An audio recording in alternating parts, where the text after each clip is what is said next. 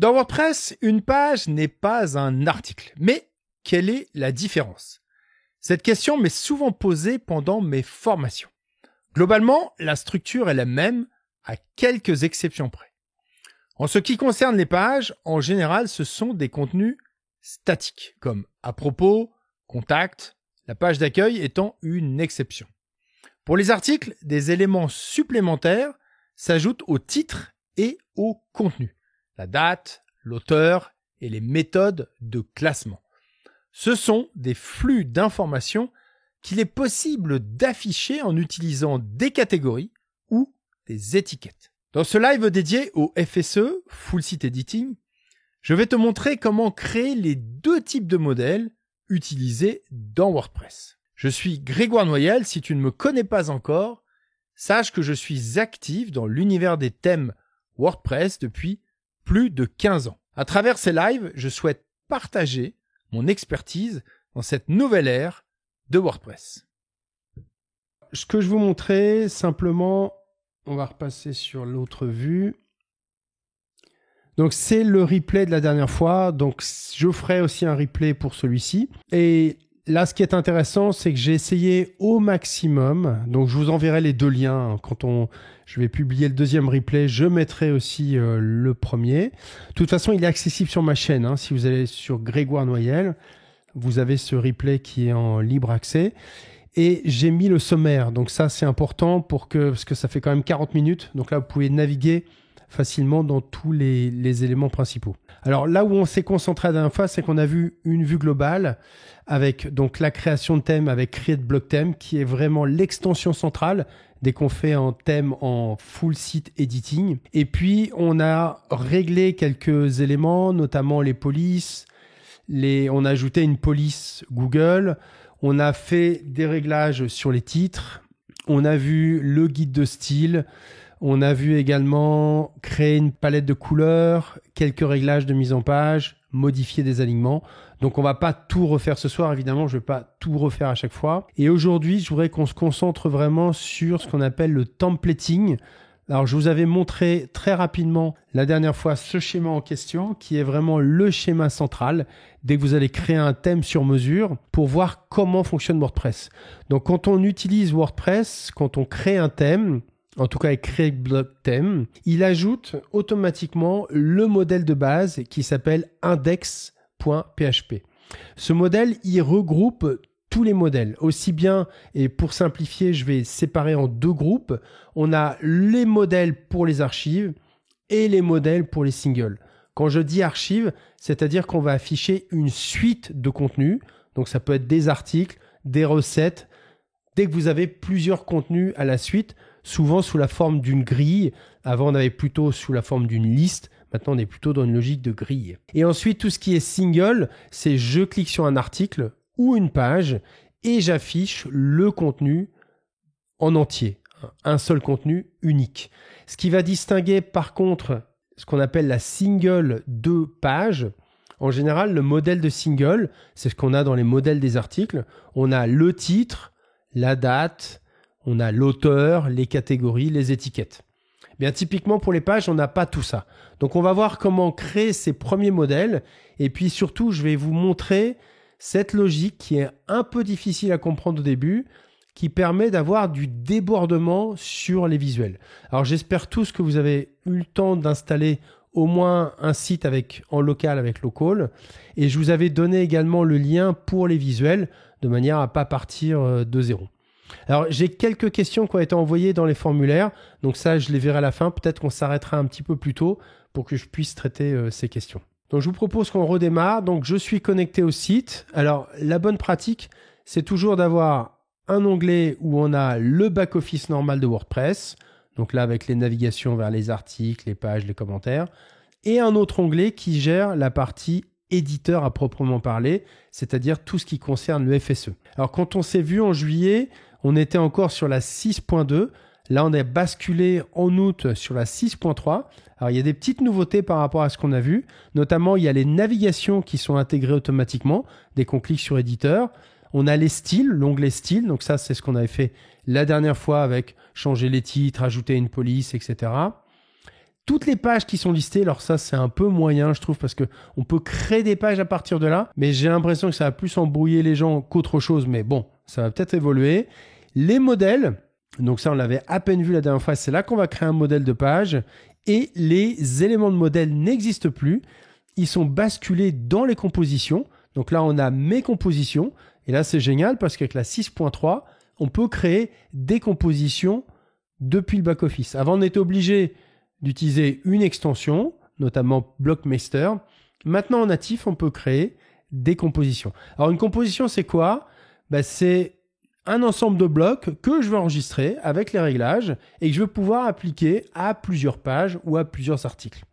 Alors là, et j'espère que au fur et à mesure, on va garder cette régularité d'avoir à peu près un live par mois. Et j'aimerais qu'on aille à un moment plus loin dans les compositions parce qu'on peut faire des choses très poussées. Notamment, on peut verrouiller les compositions de manière à ce que si vous faites un site pour un client, eh bien, vous allez pouvoir imposer vos compositions. Et alors, ce qui est d'autant plus intéressant, c'est que tu vas pouvoir à un moment dire que ton client ne peut que changer le contenu sans bouger les éléments. Alors, les tests qu'on avait fait dans un des modules que j'avais, notamment Sergio était là, ce qui était gênant, c'est qu'on pouvait déverrouiller les compositions qu'on avait en amont verrouillées. Eh bien, j'ai trouvé la méthode. Il y a une méthode qui permet, dans l'API, de dire, moi, pour tel rôle, je veux pas qu'il puisse déverrouiller mes compositions. Donc, ça veut dire qu'on peut faire des choses quand même très pointues juste avec les compositions. Donc, ça, c'est juste une aparté, mais on fera, je pense, un live que sur ça parce que ça mérite vraiment un live entier. Alors, il y avait une question de Sergio, notamment, qui me demandait, c'est quoi la différence entre les modèles et les éléments de modèle, ce qu'on retrouve ici. Les éléments de modèle, typiquement, c'est ce qu'on va avoir sur toutes les pages. C'est les éléments qui vont être mutualisés. Typiquement, le header ou le footer ou pied de page. Donc, ces éléments de modèle, ils sont cruciaux parce que ça évite, quand on change une navigation, qu'on est obligé de le changer sur toutes les pages. Donc, on l'a même dans l'ancienne approche de WordPress, c'était la même logique. On avait le header et le footer qu'on appelait sur toutes les pages. Alors, si on a le temps, moi, j'aimerais qu'on fasse déjà le modèle pour les pages parce que pour l'instant, si on retourne dans nos modèles, on a un seul modèle qui indexe, qui marche partout. Alors, il est intéressant, oui, parce qu'il permet d'avoir tous les éléments de base, mais typiquement, pour une page, on n'a pas besoin d'avoir le titre de la page qui est cliquable.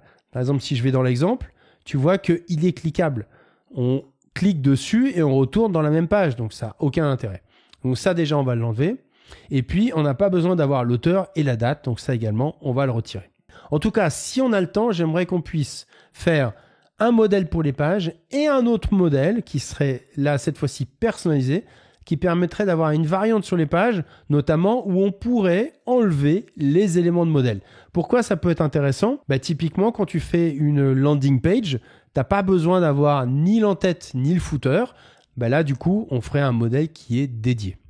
Alors, on va commencer du coup par créer un modèle pour les pages. Si je regarde la template hiérarchie, je reviendrai souvent dessus. Alors, s'il n'y a pas le fichier page, il va prendre index. Si par contre, je mets page, eh bien, c'est page qui sera pris en priorité. On va vraiment à gauche du plus spécifique au plus général. Par contre, on peut faire des choses plus pointues, c'est-à-dire que je pourrais dire, moi, je fais un fichier qui s'appelle page-slug. Alors, je vais essayer de zoomer pour te montrer. Quand tu vois slug ici, tu as un $ devant. Donc ça veut dire que c'est une donnée qui est variable. Elle est en fonction de ton projet. Et le slug, c'est ce que tu retrouves dans l'URL. Si par exemple, j'ai une page qui s'appelle contact, eh bien son slug, ça sera contact. Donc quand je fais un fichier qui s'appelle page-contact. Alors attention, ça sera HTML dans le FSE. Tous les autres éléments, c'est exactement la même logique. Eh bien, si je fais page-contact.html, le modèle va s'appliquer automatiquement à la page contact. On va pas aller jusque-là, mais je te donne juste l'info. Ensuite, on va aller dans la partie éditeur. Donc là, pour y aller, je te remonte, c'est dans Apparence, Éditeur. Donc là, j'ai 2 onglets d'ouvert et je vais ajouter un nouveau modèle. Si je fais page, regarde ce qui va se passer. Il va me dire, est-ce que je veux que ce soit pour toutes les pages ? Donc là, ça sera, si je reprends la template hiérarchie, page.php, ici, ou pour une page spécifique. Donc là, il va me proposer de sélectionner une des pages qui existent. Donc là, il reprendra le slug. C'est pas ce que je veux, donc je vais repartir à 0. Je vais faire page et je fais toutes les pages. Il me propose de repartir d'un modèle. Ça n'a pas d'intérêt puisque là, le modèle qu'il me repropose, c'est l'index. Non, moi, je veux partir de 0. Donc, je vais faire passer. Et là, je me retrouve sans rien. Alors, ce qui est important, dès que tu vas construire des modèles, c'est d'utiliser la vue en liste. Parce que tu vois ce qui se passe. Tu vois comment tu construis ton modèle. Donc là, je vais fermer à droite mes options. Donc là, je vais ajouter un premier élément. Et alors, je te conseille le raccourci. Tu peux utiliser le plus qui est à droite, mais tant que possible, utilise ce raccourci. Il te le dit d'ailleurs, saisir / pour choisir un bloc. Et là, on va utiliser un élément de modèle, donc un élément qui est mutualisé, qui existe déjà. Dès que tu crées un thème avec créer de bloc thème, les deux éléments de modèle s'ajoutent automatiquement. Tu as le footer, le header ou l'en-tête. Donc là, je vais faire en-tête, élément de modèle, pardon. Donc là, il me le propose. Quand il te le propose dans la liste, tu vois, tu peux utiliser les flèches du clavier. Si c'est entouré, ça veut dire que tu peux appuyer sur la touche entrée et donc ça le valide. Donc là, il me permet de choisir. J'ai les deux éléments de modèle. Donc là, je vais prendre le header, donc qui correspond à l'en-tête. Ensuite, dessous, je vais ajouter un autre élément. Et ça, celui-ci est important, ça va être le groupe principal qui va tout englober. Il va être utilisé notamment si tu avais besoin d'une couleur de fond sur ce bloc. Il va prendre toute la page, toute la largeur. Donc là, je vais faire une colonne. Et sur la droite, dans Avancer, tout en bas, on va choisir l'élément HTML. Par défaut, un groupe, c'est toujours une div. Là, c'est pas très parlant au niveau sémantique. En général, la balise principale d'une page web, c'est toujours main qu'on utilise. C'est beaucoup plus sémantique comme ça. Ça structure mieux le contenu. Donc, je vais faire main et je vais fermer. Donc là, c'est mon groupe. Et à l'intérieur de ce groupe, eh bien, je vais appeler ce qu'on appelle des éléments de modèle. Les éléments de modèle, c'est des éléments qui sont dynamiques. C'est-à-dire qui sont soit des réglages qui viennent du back-office ou alors d'options de WordPress. Typiquement ici, ma première boulangerie, ça, c'est un élément de modèle. Ça s'appelle la description du site.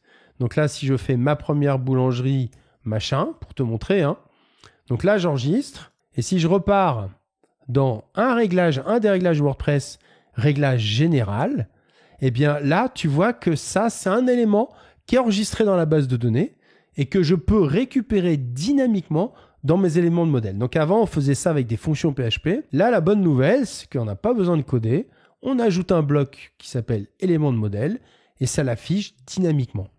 Donc là, si j'enlève machin, je vais te montrer. Donc là, je mets à jour. Donc ça enregistre dans la base de données. Là, je vérifie toujours que j'ai enregistré avant de recharger la page. Et si je recharge la page, tu vois que ça a mis à jour en fait mon contenu. Donc je vérifie que je suis toujours dans le modèle de page que je suis en train d'éditer. Je vais le placer à l'intérieur après. Donc je vais placer un élément dessous. Donc là, je vais faire ajouter après. On va faire un bloc titre de la publication. Alors, qu'est-ce que ça fait? Eh bien, ça reprend dynamiquement le titre qui va être le titre de la page. Alors ça, je voudrais le placer, je vais le mettre à l'intérieur du groupe, qui est le groupe principal. Alors, je vais te montrer, parce que c'est pas toujours simple au début. Tu prends à gauche et tu le déplaces sur la droite. Donc là, il se place automatiquement dans le groupe. Ensuite, dessous, je vais mettre le contenu de la publication. Alors, le contenu de la publication, lui, qu'est-ce qu'il fait? Alors, je vais le mettre dessous d'ailleurs. Il affiche tous les blocs de ton site. Quels que soient les blocs que tu mets. Alors, c'est vrai qu'il n'est pas très visuel comme ça, mais si tu mets une galerie d'images, un visuel, etc., eh bien, il va te mettre tous ces éléments à la suite. Donc, ça, c'est pas mal. Ensuite, j'ajoute un élément en dessous et je vais ajouter mon footer. Donc attention, ces deux éléments, titre de la publication et contenu de la publication, c'est ce qu'on appelle des blocs de thème. Je vais te montrer où ils sont. Si je clique sur plus, je vais dans bloc. Si je descends, voilà, c'est des blocs de thème. On a navigation, logo du site, boucle de requête, liste de publication, titre du site, titre de la publication, extrait, auteur. On les ajoutera au fur et à mesure. Pour l'instant, je te montre où c'est. Donc ça, n'hésite pas à faire des tests. Mais là, pour l'instant, on prend des blocs basiques. Ce que je voudrais ajouter juste sous l'élément pour que tu vois bien ce qui se passe, c'est que je vais mettre dessous un bloc qui, lui, va être statique. C'est-à-dire qu'il ne faut pas hésiter dans tes modèles à mélanger le contenu statique et le contenu dynamique. Bien sûr, il faut que ça ait du sens. Mais typiquement, si tu commences à faire un système de colonnes, et on va voir que c'est possible, tu peux dans tes colonnes mettre des blocs dynamiques. Donc, du coup, tu peux mélanger les deux. C'est-à-dire que les colonnes ne vont pas bouger, mais par contre, les éléments dynamiques à l'intérieur seront différents en fonction du contenu. Par exemple, si tu mets un texte qui est dynamique, et tu pourrais appeler une métadonnée qui, elle, serait dynamique. Donc là, ça serait la même logique. Donc là, je vais ajouter en dessous et je vais mettre juste modèle pour les pages. Puis je vais le mettre en gras pour le distinguer. J'enregistre. Attention, on enregistre 2 fois à cet endroit-là. Pourquoi on enregistre 2 fois? C'est que parfois, on a plusieurs éléments qui ont été modifiés. Ça peut être l'entête, la page, le footer. Et du coup, il nous permet d'enregistrer certains éléments seulement. Donc là, si je recharge une page, donc là, j'ai une page active. Tu vois que j'ai plus le lien sur la page. Alors, je te montre où c'est. Quand tu es sur le titre de la publication, tu peux créer un lien sur le titre. Ça n'a aucun intérêt au niveau des pages. Par contre, je pourrais changer le style. Je pourrais dire, bah tiens, moi j'ai envie qu'ici, pour les pages seulement, le texte soit plus gros. Et puis qu'il soit centré. Pourquoi pas, hein. Juste pour les pages. Donc là, si je recharge, bah, tu vois que dynamiquement, il reprend bien le titre de ma page. Donc là, tu vois, j'ai une autre page. Là, j'ai mes blocs. Donc là, si je dis de cette page pour te montrer, j'avais pas de bloc, mais je vais mettre une image. Et puis dessous, ouais, j'ai mis 5 paragraphes et je mets à jour. Ça aurait pu être des galeries, ça peut être n'importe quel élément. Donc là, je vois la page. Et tu vois qu'il affiche bien tous mes blocs, plus ce contenu qui est statique, qui serait pour toutes les pages, le même texte. Alors, ça marche plutôt bien pour l'instant. Par contre, il y a quelque chose qui ne marche pas. Je vais te montrer si je vais sur l'autre page. Et ça, c'est essentiel dans Gutenberg. C'est-à-dire que si je décide de sortir en grande largeur l'image, ça marche dans le back-office. Alors, je vais ouvrir 2 onglets, hein, mais ça ne marche pas ici. Pareil, si je dis que c'est en pleine largeur, et ça va être valable quasiment pour tous les blocs, bah, ça ne marche pas non plus ici. Je vais te montrer comment on fait. Donc, il faut vraiment toujours appliquer la même méthode. Alors, pour que ce débordement fonctionne, il faut que le parent direct soit boxé. Donc là, il n'est pas boxé. Je vais le boxer et on va voir si ça marche, hein. Donc ça, c'est pour le contenu de la publication. Donc là, j'enregistre et si je recharge, et ça ne sort toujours pas. Pourquoi ça ne sort pas? Ben, c'est parce qu'il y a le contenu supérieur, qui est tout en haut, qui lui est déjà boxé. Et c'est ça qui pose un problème, parce qu'il y a un double boxage et il n'arrive pas à sortir. Donc là, si j'enlève ça, on va voir ce qui se passe. Et je vais te montrer sur ce groupe, j'ai ajouté une couleur pour voir ce qui se passe. Alors, je vais ajouter une couleur un peu légère. Alors, je vais faire ça. Je vais le faire d'abord boxer, que tu vois la différence. Ça, c'est bon. Là, je vais l'enlever. Et sur le contenu, c'est celui-ci que je vais boxer. Donc là, il est boxé. J'enregistre. Et on va voir si ça marche maintenant. Et là, ça sort.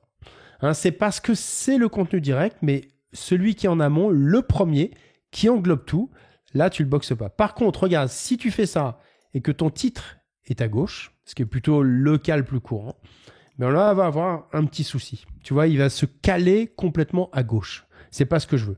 Donc là, déjà, je vais changer la page. Je vais pas dire que c'est en... Je vais faire grande largeur plutôt. Et si je recharge? Parce que sinon, c'est beaucoup trop grand. Alors, le moyen de construire pour que ça marche à tous les coups, c'est que tu reprends ton modèle. Alors, je te remonte quand même où c'est au niveau de l'éditeur. Les largeurs, tu les gères ici, dans mise en page, hein. Ça, c'est le contenu boxé de base. C'est-à-dire que le contenu, il est centré et la taille maximum, c'est 700 pixels. Là, c'est le contenu large. Donc là, je peux changer. Je peux dire que le contenu large, il va être à 1002. Donc là, par exemple, si je fais 850, et là, ça va se changer partout sur le site. Ça, c'est centralisé. Sur la pleine largeur, il n'y a pas besoin, puisque c'est pleine largeur, c'est pleine largeur. Alors, c'est peut-être un peu grand pour mon écran, parce que j'ai mis une résolution assez basse pour que tu vois mieux ce que je suis en train de faire. Donc, on va rester sur 1050.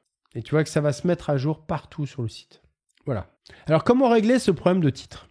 Eh bien, le seul moyen, comme le boxage, on peut l'appliquer sur le contenu de la publication, qui équivaut finalement à un groupe, ça se comporte un peu comme un groupe. Eh bien, pour le titre de la publication, tu es obligé de le mettre dans un groupe.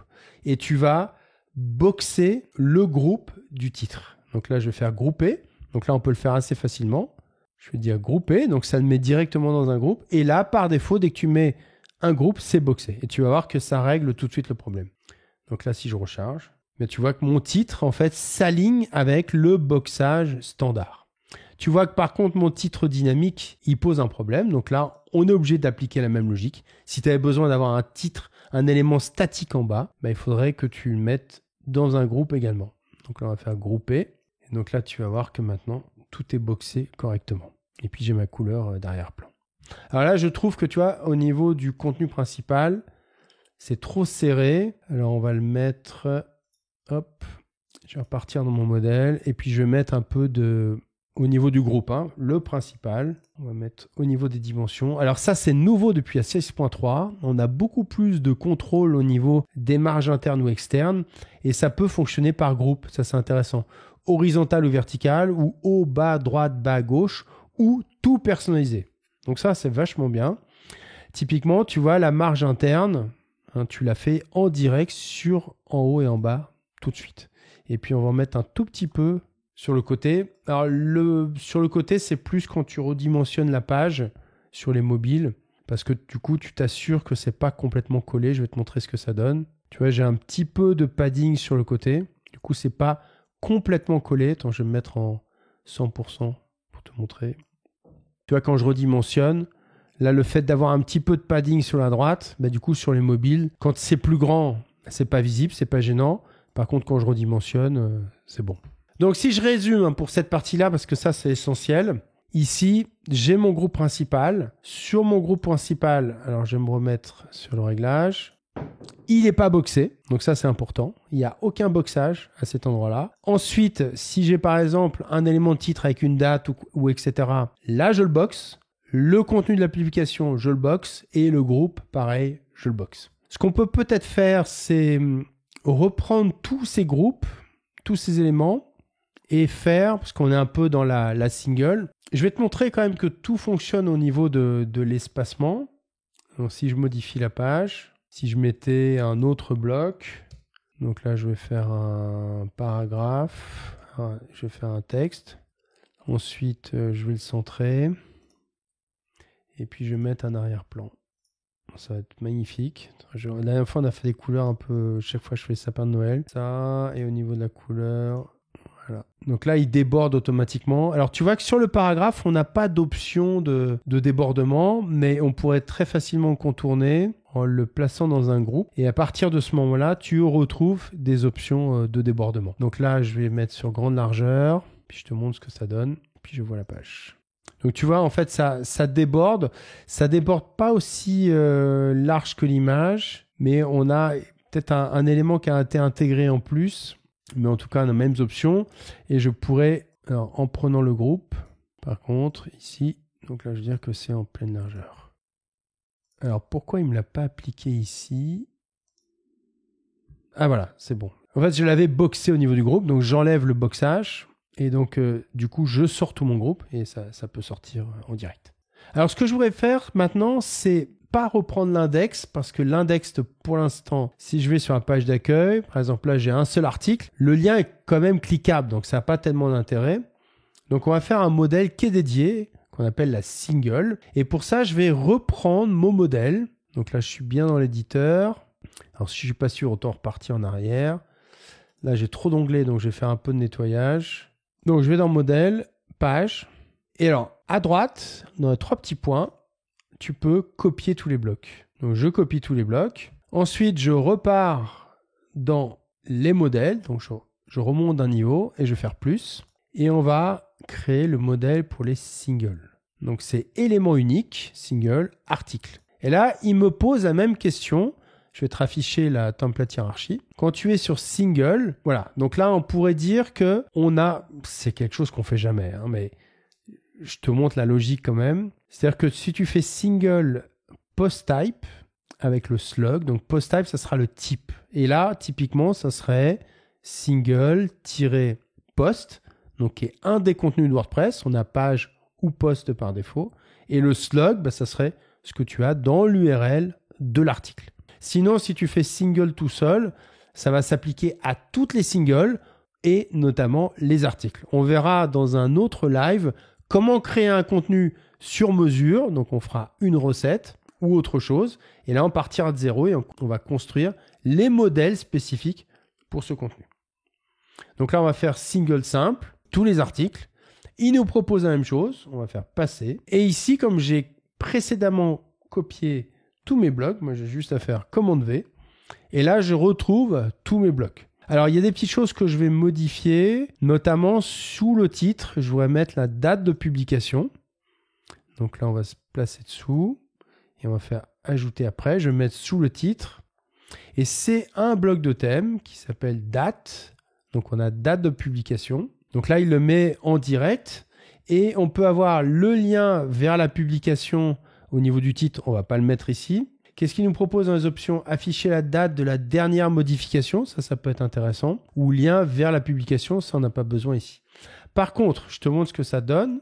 Donc là, je vais... Alors ça, c'est nouveau aussi. Tu vois, on peut voir le site. Donc là, si j'affiche... Alors, j'ai pas enregistré. Si, j'ai enregistré, c'est bon. Donc là, j'ai la date. Mais il me met la date en direct.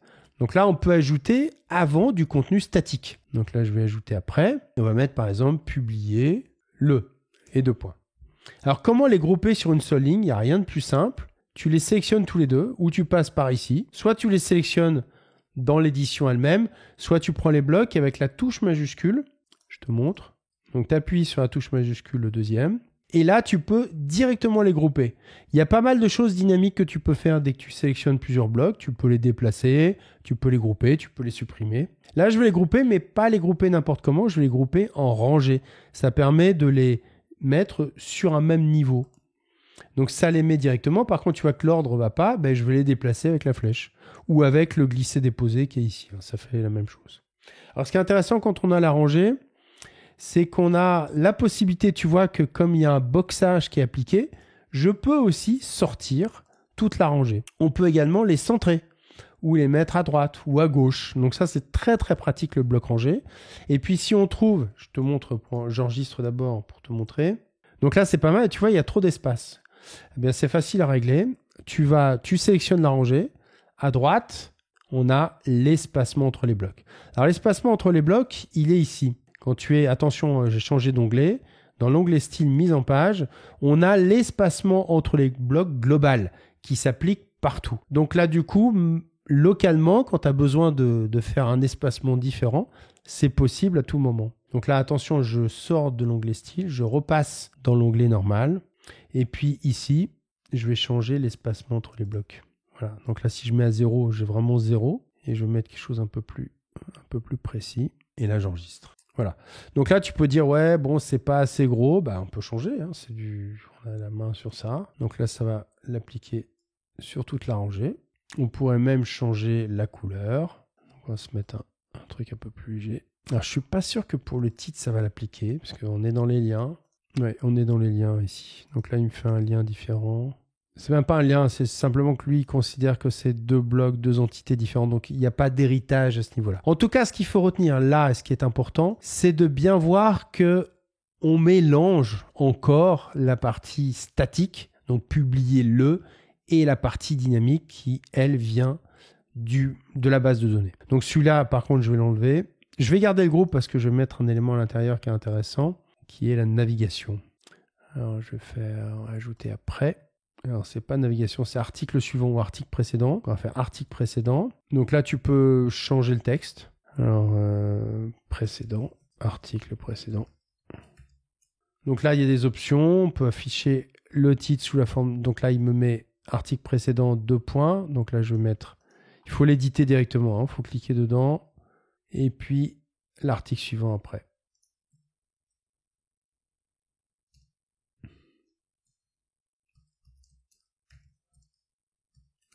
Puis là, pareil, je mets le titre. Alors, tu as des petites options. Tu peux mettre une flèche. Tu peux mettre des chevrons. Donc là, je vais mettre ici.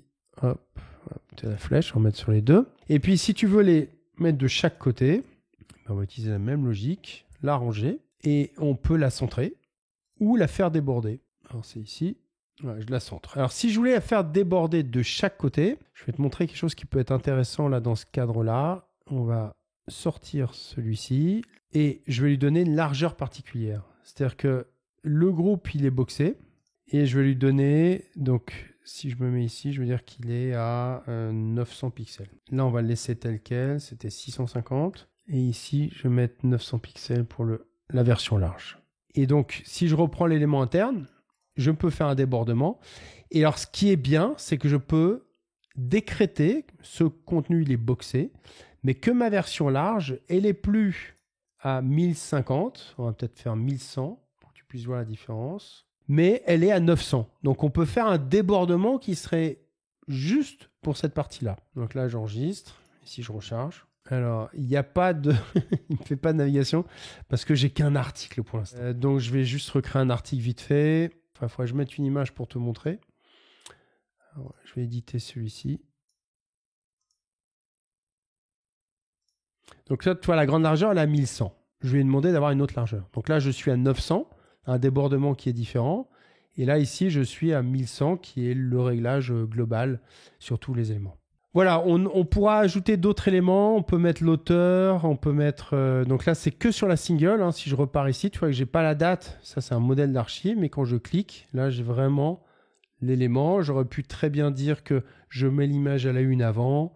On repartira sur la single la prochaine fois pour les articles, pour ajouter plus d'éléments. Je voulais qu'on se concentre un peu sur les questions. Alors, les questions que j'ai eues la dernière fois, qui m'ont été envoyées dans les formulaires, Max me demande si, au niveau du DOM, ça n'alourdit pas trop de grouper un texte unique. Bon, ça ajoute une balise, mais on n'est pas non plus dans les constructeurs de pages type Elementor ou autres qui ajoutent des groupes dans des groupes, dans des groupes, dans des groupes. Donc, ça reste très correct quand même. Donc, ça va. Est-ce que c'est nécessaire d'utiliser un thème enfant? Moi, je considère pour l'instant qu'on peut partir directement et c'est sans doute mieux comme ça. Alors, ça va vous demander un peu plus de temps, mais vous créez votre thème de zéro avec Create Block Theme. Vous vous familiarisez petit à petit, vous ajoutez votre style. Et comme là, finalement, dans nos modèles, on va voir qu'on ajoute globalement que des blocs qui sont natifs. Il n'y aura pas de problème au niveau des mises à jour parce que les blocs vont se mettre à jour automatiquement. Et du coup, vous n'aurez pas de conflit au niveau de ce que vous avez utilisé dans vos modèles. Plus vous restez proche du cœur de WordPress, et moins vous aurez de soucis. Pourquoi on utilisait à un moment les thèmes enfants? Parce qu'il y avait des modèles qui étaient mis à jour et qui permettaient de s'accorder à l'évolution de WordPress. Mais là, comme finalement nos modèles, c'est globalement que des blocs qu'on assemble, donc ça n'a pas tellement de sens de faire des thèmes enfants, puisque ce sont les blocs qui vont se mettre à jour et non pas le thème. Sergio me posait la question sur les templates et template parts. J'espère que j'ai répondu tout à l'heure. Donc ça, c'est des éléments qui sont mutualisés, les éléments de modèle. On reviendra dessus parce que je voulais on n'a pas eu le temps de faire ça, mais je voulais qu'on fasse un modèle personnalisé. Mais on reprendra cette partie la prochaine fois. Oui, pourquoi il y a des problèmes de rendu? Alors ça, normalement, si on applique, je vous ai mis le lien, je le remettrai dans la page très haut, dans ce qui permettait de télécharger les visuels. On a ce petit code qui n'est pas grand-chose à mettre. Ça, faut vraiment ajouter un fichier qui s'appelle fonction.php dans votre thème, qui lui est pas natif. Quand on utilise Create Block Theme, il faut l'ajouter manuellement. Et ce fichier vous permet d'ajouter des fonctions sur mesure, et notamment celle-ci qui va synchroniser le CSS entre le back-office et le front-office. Vous pouvez faire un copier-coller tel quel et les deux vont synchroniser. Et avec le FSE, on a très peu de décalage. Pourquoi? Parce qu'il y a une routine au niveau du FSE qui va générer des classes automatiquement. Ça veut dire quoi? Ça veut dire qu'on va appliquer un style sur le front-office, donc sur l'aspect du thème, et automatiquement, la classe va s'appliquer également au back-office. Il n'y aura quasiment aucun décalage. Vraiment, c'est à peine visible. Je suis vraiment très content de cette partie-là parce que avant, on était obligé de faire 2 feuilles de style à part. Les classes n'étaient pas les mêmes et ça donnait beaucoup de boulot. Maintenant, comme dynamiquement la classe elle est générée, ça se fait quasiment à la volée. Ensuite, l'autre question, c'était... Alors oui, on me demandait le style guide qui parfois disparaît. Alors ça, j'ai jamais eu ça. Je vais rafficher mon écran. Alors, style guide, c'est ça. Si je suis dans l'éditeur, on l'a vu la dernière fois. Il faut vraiment être dans l'éditeur. On est dans l'onglet style et c'est le petit œil. Non, j'ai jamais eu ce bug. C'est-à-dire que ça affiche quand tu fais tous tes réglages au niveau de la police, des couleurs, eh bien tu l'as en direct. Par exemple, si là j'ai le titre, donc là j'ai le titre 1. Mais tu vois que si tu changes en fait, tu sais que tous les titres 1 vont être affichés comme ça dans ton site. Tu le fais en direct. Quand on modifie un thème FSE, ce qui est important à retenir, on va faire des choses dans le back-office, notamment ici. Donc ça, c'est sur la single post. Qu'est-ce que j'ai fait? J'ai ajouté donc par l'auteur, donc un contenu statique et puis un bloc de thème qui s'appelle auteur. Attention, par défaut, il affiche l'avatar. Donc ça, il faut le décocher. Donc je vais faire un autre par publié par écrit. Voilà, on va faire écrit par. Donc là, je fais une modification du modèle. Hein. Donc là, j'enregistre. Donc là, si je fais gérer tous les modèles, là, il a été personnalisé. Donc à tout moment, quand je fais un test, je peux très bien me dire, bah tiens, je peux effacer les personnalisations. Ça veut dire quoi? C'est que j'ai modifié un modèle, mais si j'efface les personnalisations, la référence, ça va toujours être ce que j'ai dans mon code. Donc du coup, ça me permet de valider au fur et à mesure ce que je fais. Et si je considère que le modèle est correct, bah dans ces cas-là, je valide et ça va être vraiment enregistré dans mon thème. Là, tu vois, je ne peux pas le supprimer. Je vais faire un modèle pour une page spécifique, juste pour te montrer. Hein. Donc là, on va prendre ce modèle-là, je vais enregistrer. Donc là, si je reprends ici, je la supprimerai après, c'est pas grave. Hein. Eh bien là, j'ai fait un modèle dans mon back-office et il n'est pas enregistré dans mon thème. C'est-à-dire, je peux le supprimer. Donc là, ce qui est important, c'est quand tu vois que le modèle fonctionne, tu l'enregistres en dur dans ton thème. Donc pour faire ça, tu cliques sur n'importe quel modèle et tu fais ici enregistrer les modifications. Donc là, j'enregistre. Et si je repars donc dans gérer tous les modèles, tu vois qu'il a été enregistré et je ne peux pas le supprimer. Là, l'élément que j'ai, si je le modifie, je vais le reprendre pour te montrer toutes les étapes. Donc là, si je repars dans le code, il a bien été ajouté cette fois-ci. Et si je l'édite, juste pour celui-là, c'est pour la sample page. Donc là, je vais mettre modèle pour ma page spéciale. Ça va s'appliquer juste ici. Donc là, je vais repartir pour te montrer. Donc là, c'est ma page spéciale. C'est le modèle que pour cette page. Tu vois qu'il est possible de faire un modèle que pour une page. On verra que c'est plus intéressant de faire un modèle de page qui est mutualisé. Et si je repars dans mes modèles, eh bien, tu vois que là, il est personnalisé. C'est-à-dire que, pareil, le fichier du modèle, il est enregistré dans mon thème, mais j'ai ajouté quelque chose de différent dans le back-office. Donc là, tu peux valider de la même manière. Là, tu peux dire, ben non, moi j'efface les personnalisations. J'ai pas envie d'avoir ce truc-là, là, ma page spéciale juste en bas. Donc là, j'efface. Ou alors, je clique sur le modèle et je fais enregistrer et ça le valide de mon thème. Mais là, je vais dire, non, moi ça m'intéresse pas, c'est juste un test. Et regarde, si je recharge, il va toujours prendre la référence qui est enregistrée dans ton thème. Donc ça, c'est important de garder cette logique, de valider au fur et à mesure ce que tu fais avec Create Block Theme. Si tu as déjà fait du versionning avec Git, c'est exactement la même logique. C'est-à-dire que tu peux créer des modèles directement de back-office. À un moment, il faut les valider dans ton thème. Tu peux modifier ces modèles tant que tu veux. Tu vois si ça marche. Si ça marche, tu les valides. On s'arrête là pour ce soir. Pour la prochaine fois, donc on va se concentrer sur les archives, les modèles d'archives. Un bloc qui est essentiel qui s'appelle Query Block, qui permet de faire des boucles sur mesure. Alors, pour te donner une idée quand même, moi ça fait plus de 10 ans que j'enseigne WordPress. Pour les boucles sur mesure, on utilisait un objet PHP qui s'appelle WP Query. Pour cette partie-là, on passait facile une journée. Maintenant, sans coder, on a accès à tout. Évidemment, tu n'as pas autant de souplesse que l'objet WP Query, mais dans 90% des cas, ça sera suffisant. On fera un modèle, on reprendra la logique des modèles pour faire un modèle sur mesure, d'abord sans l'entête et sans le footer. Et en accélérant un petit peu, j'aimerais bien te montrer un modèle où on peut faire plusieurs requêtes dans la même page. Pour faire typiquement une page d'accueil où tu appellerais des articles d'une catégorie, des articles d'une autre catégorie. Donc ça pourrait être un peu ça dans l'approche. Tu es resté jusqu'à la fin, un grand merci à toi pour ta présence. N'oublie pas de noter notre prochain live prévu en novembre. Nous continuerons à explorer les modèles. Cette fois, nous verrons comment créer des pages d'archives et une page d'accueil sur mesure avec plusieurs boucles.